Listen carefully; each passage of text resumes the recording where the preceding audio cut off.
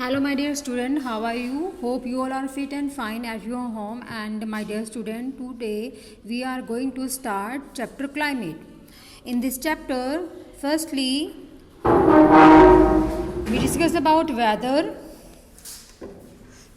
Weather refers to the state of the atmosphere over an area at any point of time. देखो weather जो है वो क्या refer करता है to the state of the atmosphere को शो करता है over any point of time, यानी कि एनी पॉइंट ऑफ टाइम मतलब थोड़े थोड़े टाइम के बाद जो है आपको 5-5 मिनट बाद भी जो है आपको वेदर में जो है वो डिफरेंस नज़र आता है.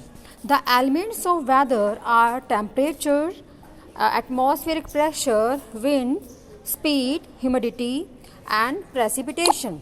देखो बेटा, अगर हम बात करते हैं कि जो वेदर के जो एलिमेंट्स हैं वो कौन कौन से हैं. वेदर के एलिमेंट बेटा, वेदर के एलिमेंट हैं temperature, atmospheric pressure, wind speed, humidity and precipitation. Okay बेटा, ये वेदर के एलिमेंट्स हैं. एग्जाम्पल के तौर पे मैं आपको बताती हूँ कि टुडेज़ वेदर हम कैसे टेलीकास्ट करते हैं. टेम्परेचर है, मैक्सिमम टेम्परेचर है 29 डिग्री सेल्सियस, मिनिमम टेम्परेचर है 24 डिग्री सेल्सियस, ठीक है.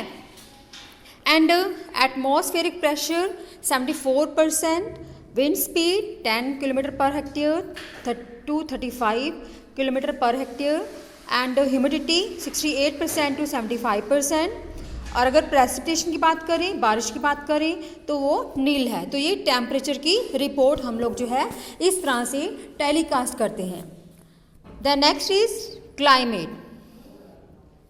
Climate refer to the average weather condition and variations over a large area for a long period of time more than 30 year. देखो climate जो है वो क्या करता है, एवरेज उसका जो है वेदर की कंडीशंस बताता है, और इसमें वेरिएशन जो होंगी वो जल्दी नहीं होंगी. इसमें जो है लॉन्ग पीरियड ऑफ टाइम के बाद जो है वो क्लाइमेट चेंज होता है. जैसे मोर देन 30 ईयर्स के बाद अगर बात करते हैं तो क्लाइमेट की कंडीशंस में क्लाइमेट की वेरिएशन क्लाइमेट में वेरिएशन आएगा बेटा, जबकि वेदर जो है वो हर पल चेंज होता रहता है बेटा.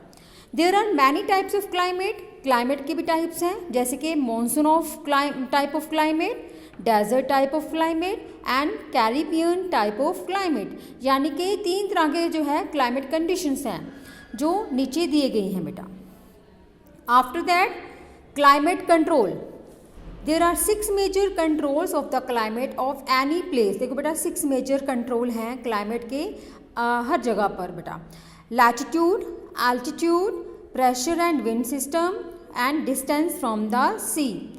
Latitude, due to the curvature मतलब टेढ़ापन, घुमाव, ठीक है. हमारी जो अर्थ है वो सर्कुलेटरी है, ठीक है, वो घुमावदार है, गोल है, ठीक है बेटा. उसकी शेप अगर हम बात करते हैं तो due to the curvature of the earth the amount of the solar energy received various according to latitude. देखो बेटा, लैटिट्यूड मतलब उसके देखो उसके जो हम लोग कहते हैं कि लैटिट्यूड जो होती है, जो रेखाएं होती हैं वो क्या होती हैं, लेटवी रेखाएं होती हैं. और हम उसको बात करते हैं कि जो धरती के ऊपर जो टेम्परेचर है, प्लेन एरिया के ऊपर जो टेम्परेचर है बेटा, तो वो जो होता है वो अलग अलग जगह पर अलग अलग वेरिएशन में होता है बेटा, ठीक है. एंड सोलर एनर्जी जो होती है वो भी अलग अलग जगह के ऊपर लैटिट्यूड के ऊपर आपको अलग अलग तरह से उस वेरिएशन के रूप में मिलती है. एल्टीट्यूड, जैसे हम लोग जो हैं धरती से ऊपर जाते हैं, मतलब ऊंचाई की तरफ जाते हैं, तो आप देखोगे कि जो टेम्परेचर है वो कम होना शुरू कर देता है, या the atmosphere become less dense and temperature decrease. यानी कि वहाँ पर एटमॉस्फेयर जो है वो लेस डेंस होता है और टेम्परेचर जो है वो भी डिक्रीज होना शुरू हो जाता है बेटा. Pressure and wind system. The pressure and wind system of any area depend on the latitude and altitude. देखो, प्रेशर ऑफ विंड सिस्टम का जो प्रेशर होता है वो ये जो प्रेशर होता है वो बेटा डिपेंड करता है लैटिट्यूड और एल्टीट्यूड, यानी कि ऊंचाई और निवाई के अकॉर्डिंग जो है वो उसका जो है वो मतलब जो है डिपेंड करता है. Thus it influences the temperature and rainfall pattern, इसलिए ये टेम्परेचर को इट इन्फ्लुएंसेस द टेम्परेचर, ये टेम्परेचर को इन्फ्लुएंस करता है और रेनफॉल पैटर्न को भी इन्फ्लुएंस करता है। Distance from the sea continentality, as the distance from the sea increase, its moderating influence decreases and the people experience extreme weather condition. This condition is known as continentality.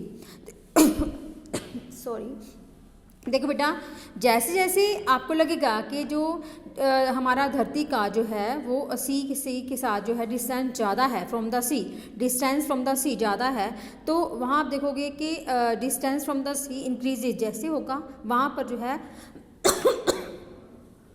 Moderating जो है atmosphere होगा और decreases and people मतलब वहाँ पर आपको देखोगे कि वहाँ पर टेम्परेचर कम होगा, वहाँ पर मौसम जो होगा वो वहाँ पर जो है मिला जुला सा रूप होगा, वहाँ ना ज़्यादा ठंड लगेगी ना आपको ज़्यादा गर्मी लगेगी बेटा। जैसे कि बीचेस वाले एरिया में आप देखोगे कि वहाँ पर जो मौसम है एक जैसा रहता है और वहाँ पर ना ठंड ज़्यादा होती है ना ही ज़्यादा गर्मी होती है। आप बॉम्बे जाओगे तब भी आपको ऐसी कंडीशन जो है वो देखने को मिलेगी और उस जगह के जो है इस कंडीशन को हम क्या बोलते हैं बेटा, कॉन्टिनेंटलिटी जो है बोलते हैं बेटा।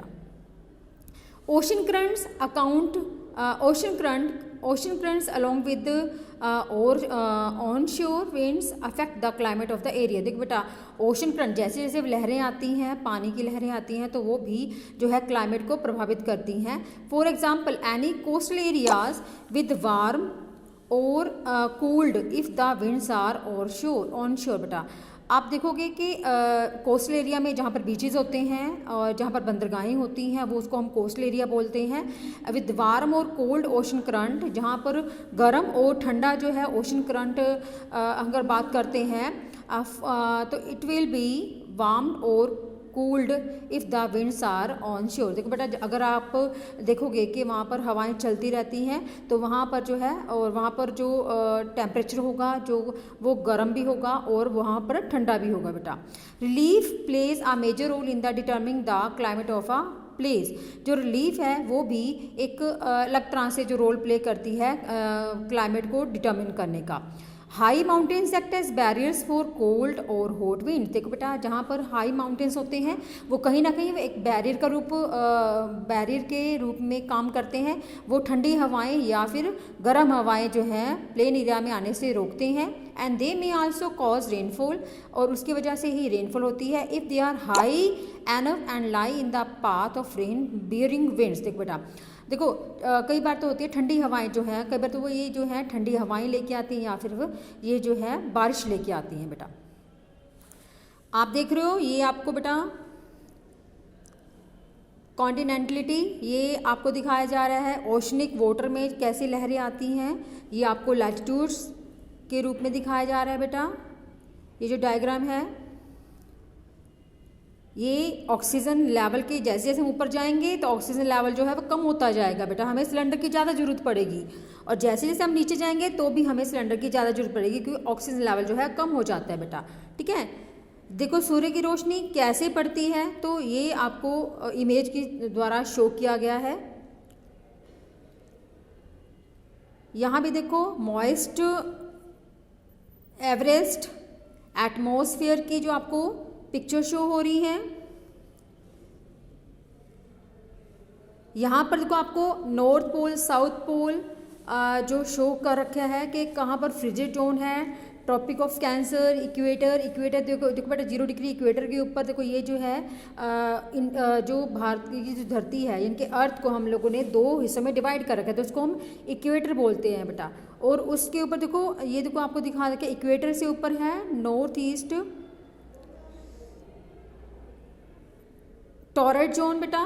ठीक है, फिर साउथ ईस्ट ट्रेड विंड, यहाँ पर आपको tropic of Capricorn, tropic of cancer और नॉर्थ पोल साउथ पोल जो है आपको शो कर रखा है। ये लैटिट्यूड्स दिखाई दे रही हैं आपको बेटा। और ये जो लाइंस हैं 180 के डिग्री के बराबर होती हैं। अगर हम लैटिट्यूड्स लाइन की बात करें जो सबसे ऊपर वाली होती है वो एक पॉइंट के रूप में आपको शो होती है और नीचे वाला जो है वो भी आपको एक पॉइंट के रूप में शो होती है। यानी कि जो बीच वाली लाइन है जो इक्वेटर वाली लाइन है ये भी एक लैटिट्यूड लाइन है और ये सबसे बड़ी लाइन जो इक्वेटर वाली लाइन ही होती है बेटा।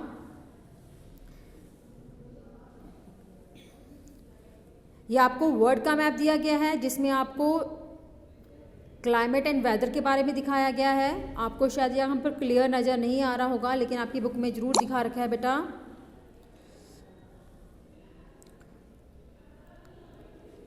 ओके बेटा, ठीक है बेटा, इस वीडियो में इतना ही। नेक्स्ट वीडियो में हम नेक्स्ट टॉपिक जो है वो शेयर करेंगे बेटा। Have a nice day.